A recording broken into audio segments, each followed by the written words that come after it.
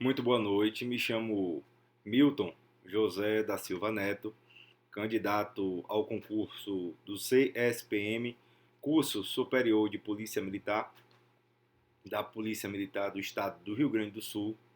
Quero externar toda a minha deferência à banca que me avalia, externar também a minha felicidade, está sendo arguido, está sendo avaliado por pessoas de grande envergadura no direito, pessoas que são referência nessa área que se debruçam e, e também a minha felicidade em estar participando de uma seleção para um cargo tão importante que é o cargo de oficial da Polícia Militar do Estado do Rio Grande do Sul. Nós sabemos que o problema da violência no Brasil é um problema endêmico, um problema que atinge quase que de forma uníssona, de forma podemos dizer assim, quase que uniforme todos os estados brasileiros, e o imperativo constitucional para a Polícia Militar de garantia da ordem pública, preservação da ordem pública, garantia do direito de ir e vir do cidadão, é um imperativo constitucional que deve ser cumprido pelos gestores estaduais, e o Rio Grande do Sul tem cumprido com maestria esse imperativo constitucional. E com essa seleção de novos oficiais, oxigenando a tropa, provavelmente anos à frente, esses candidatos poderão estar fazendo a gestão dessa instituição quase que bicentenária, e tenho certeza que estes candidatos desempenharão o seu papel com maestria. Sem mais delongas, quero estar aqui discorrendo sobre o tema que me foi sorteado.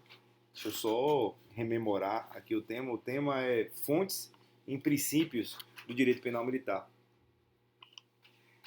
É um tema muito importante para a compreensão do direito penal militar, do direito penal castrense, que é um ramo do direito com várias particularidades. É um ramo do direito com várias especificidades, com vários direcionamentos que não convergem com o direito penal comum.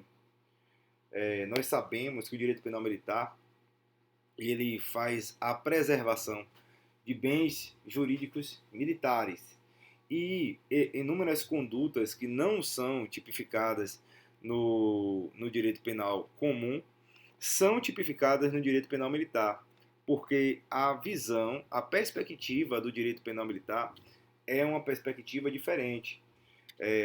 Por exemplo, o direito penal militar, existem princípios do direito penal militar, a exemplo, os dois princípios basilares do direito penal militar, do militarismo, melhor dizendo, é a hierarquia e a disciplina, que são a base institucional das organizações militares. Então, o Código Penal Comum ele não vislumbra a salvaguarda desses princípios, porque não existe compatibilidade.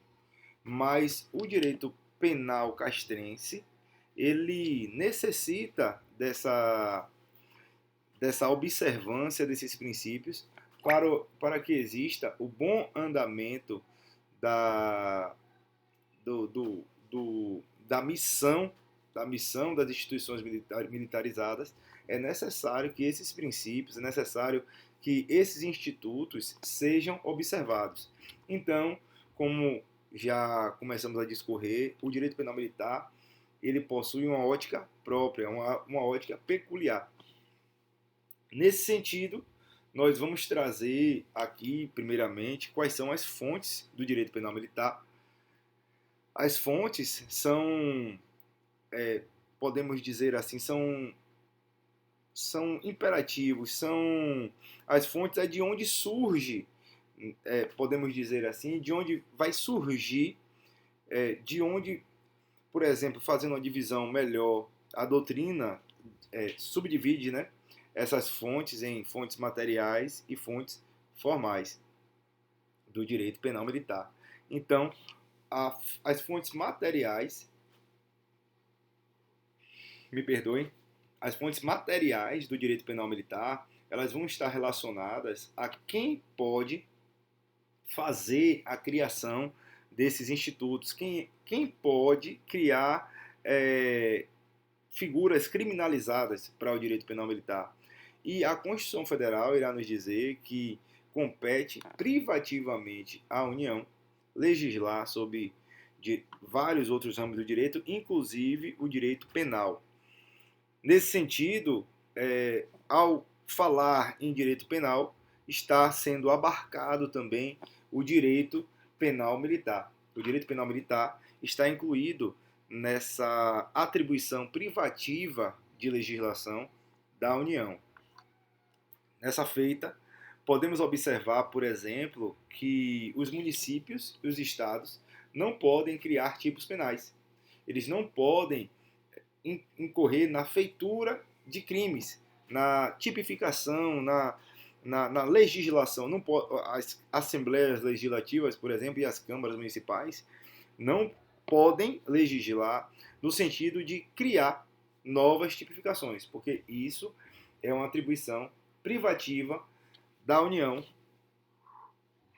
me perdoe, na figura do Congresso Nacional. Então, as fontes materiais do direito penal militar diz respeito a quem pode fazer a criação desses institutos. Então, a fonte material diz respeito a quem pode fazer. E as fontes formais do direito penal militar dizem respeito a... Me perdoem. As fontes formais do direito penal militar dizem respeito à forma de exteriorização, a forma como esses institutos jurídicos vêm ao mundo real, as formas como elas surgem.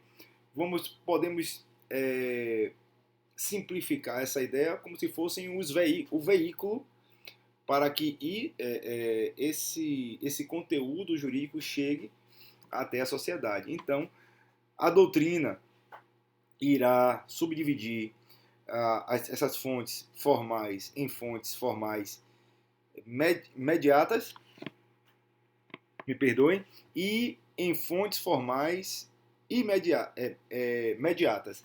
Imediatas e mediatas. As fontes formais imediatas são a lei. É a lei em sentido estrito. A lei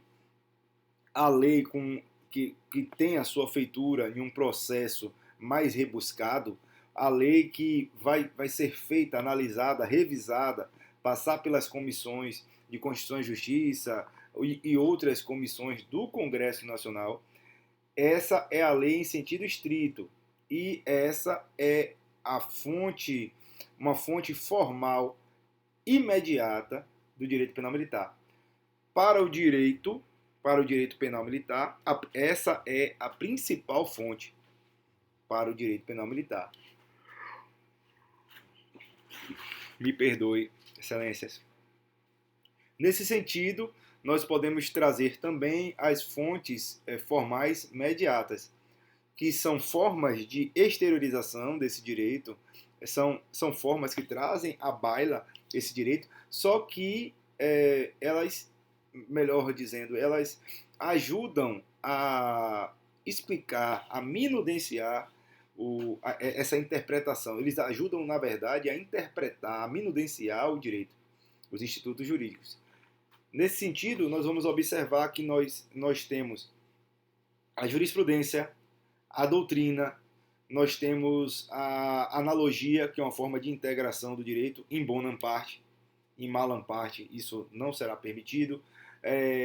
Os princípios gerais do direito, os costumes militares, que são também fontes formais mediatas do direito penal militar. E nós sabemos que o militarismo ele é cheio de tradicionalismos. Os costumes, por exemplo, são muito importantes para o entendimento da dinâmica do direito penal militar. Um exemplo de um costume do direito penal militar, a Marinha a Marinha, ela é considerada costumeiramente como a mais antiga das forças, porque foi das três forças armadas é a mais antiga no que diz respeito à criação e convencionou-se por meio dessa tradição que a Marinha é a mais antiga das armas.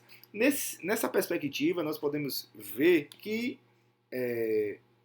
existe um tradicionalismo, existe um apego a tradições no tocante ao direito penal militar. Então, os costumes militares são também fonte formal, mediata do direito penal militar.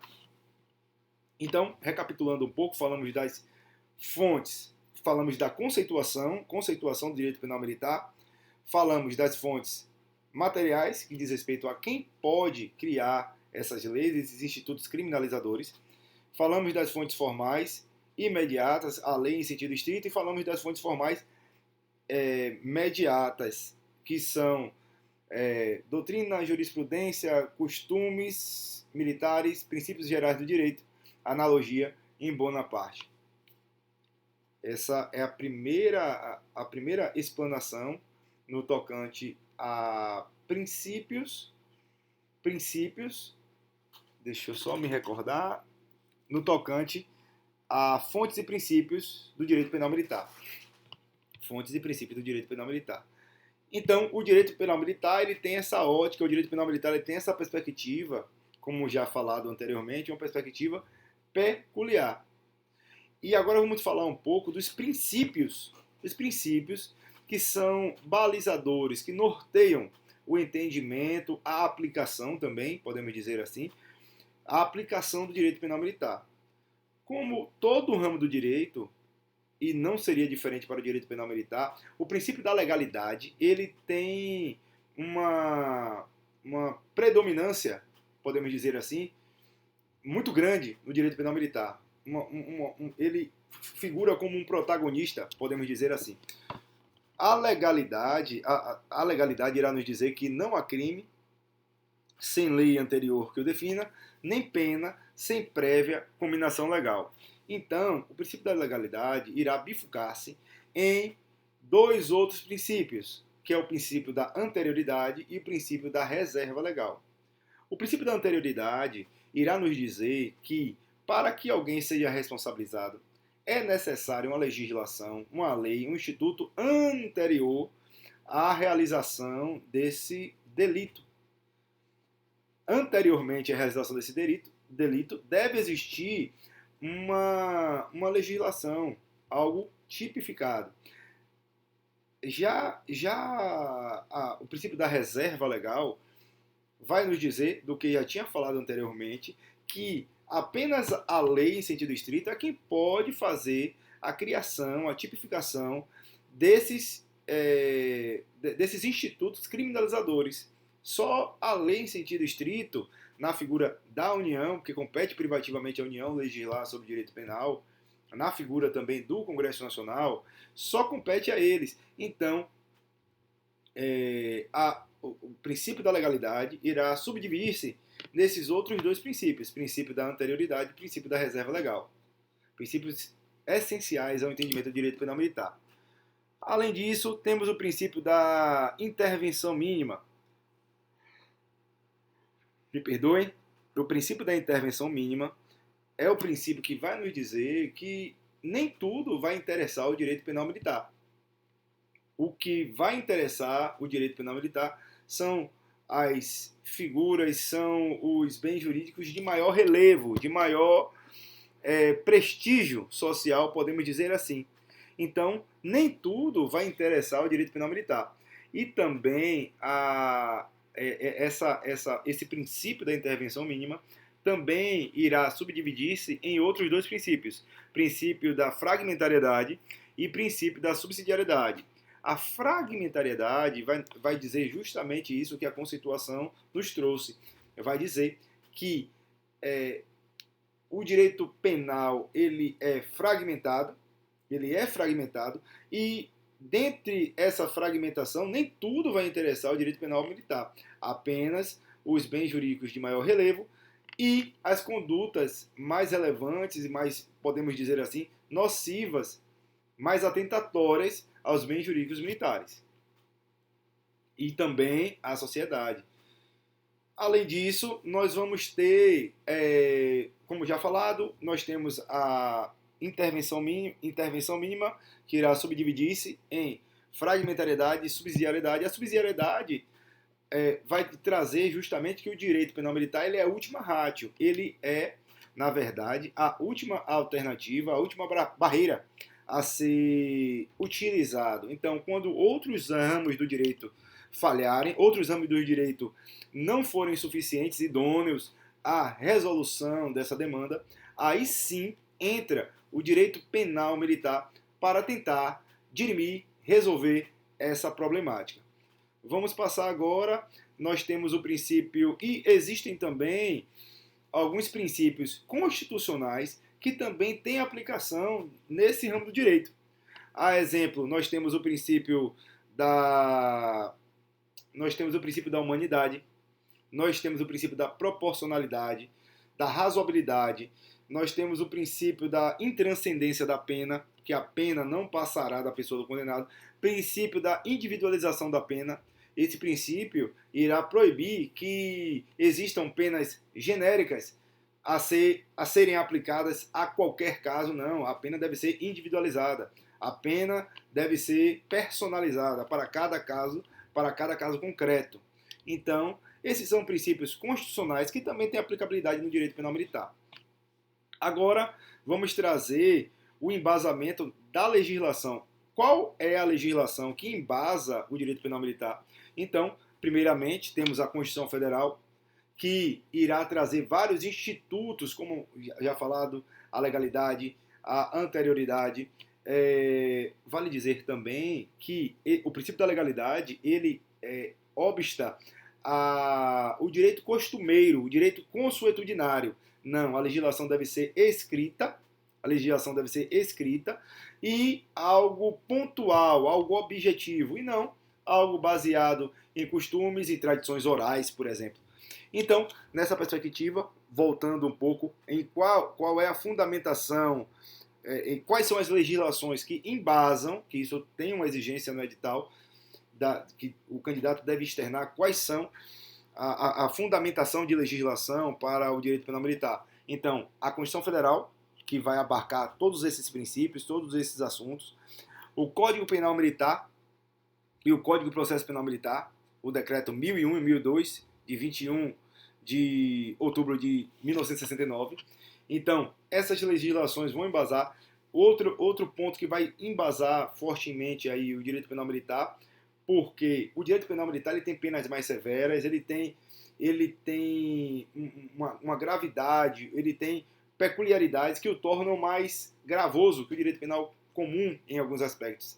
Então, os tratados de direitos humanos, as convenções de direitos humanos, os acordos de direitos humanos em que o Brasil se obrigou, impedem que o direito penal venha, como podemos dizer, venha agir de qualquer maneira, venha negligenciar o princípio da humanidade, da dignidade da pessoa humana e outros princípios que o direito internacional, direitos humanos, melhor dizendo, prezam e acolhem, né?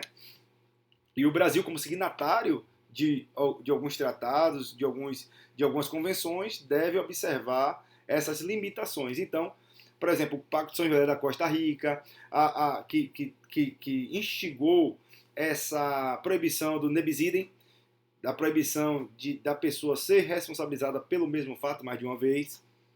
Então, fundamentam também o Código Penal Militar. Por último, vamos trazer a exemplificação de forma bem rápida, bem sucinta. Vamos trazer aqui que um militar furtou alguns fios, algumas coisas de dentro de um quartel. E foi condenado, podemos dizer assim, com uma pena desarrazoada, uma pena de morte. Como já falado anteriormente, a atuação do direito penal militar deve ser uma atuação proporcional, deve ser uma atuação razoável, deve como tem fundamentação também em tratados de direitos humanos, não pode trazer uma pena gravosa de forma exacerbada. Deve existir também o devido processo legal, não pode ser nada, tem que ser tudo documentado. Então, essa é um exemplo de aplicabilidade prática do direito penal militar, que esse indivíduo que cometeu esse tipo penal, ele não vai poder ser punido de qualquer maneira. Ele não vai poder ter o peso da lei de forma indiscriminada, muito pelo contrário. Com esses embasamentos da Constituição, dignidade da pessoa humana, tratados internacionais de direitos humanos, impedem, obstam essa atuação. Na verdade,